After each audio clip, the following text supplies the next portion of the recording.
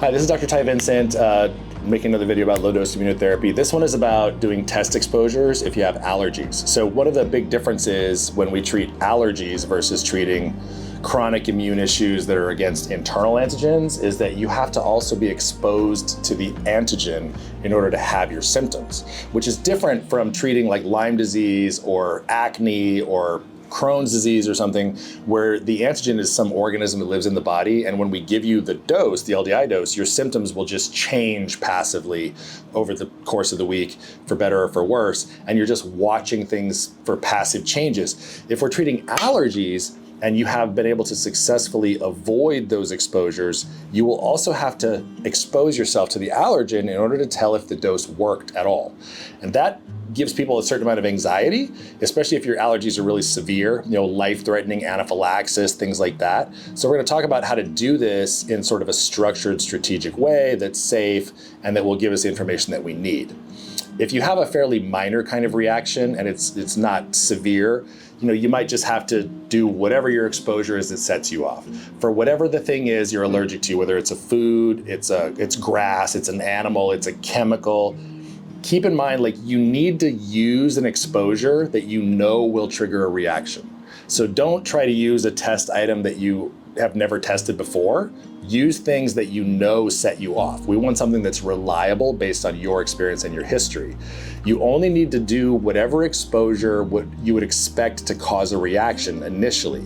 So if you're super, super sensitive, like to corn, for example, I have a lot of patients that are corn allergic.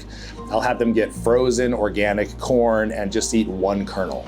And if they're really, really afraid because they think they're super sensitive to maybe airborne exposure or contact, you can put things on your skin first. Like kids that are allergic to nuts, for example, and if they eat a nut, they have a life-threatening reaction.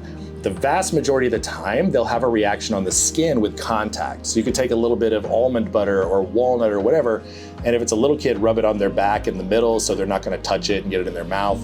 Look for a visible skin reaction, redness, itching, swelling, something like that. That's all you need to know, and just a little bit. And those reactions don't extend to systemic reactions that are scary or life-threatening, at least they never have so far. So those are the kinds of things you want to think about just in general, like the least amount of exposure that you need to cause a definite reaction. So you don't need to make yourself miserable or suffer for too long, hopefully. Whatever exposure it takes to cause the reaction that's predictable. If you don't react to your first test exposure, then use more. Like if you don't react to the one kernel of corn, eat 5 kernels of corn, then eat 10 kernels of corn.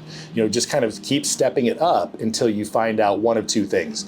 Your reaction is gone, no matter how much you expose yourself, or you still do react and at some new threshold. And then I want to know, okay, well, how far did you have to go? Well, I ate 25 kernels of corn and then I reacted when I used to react to 2.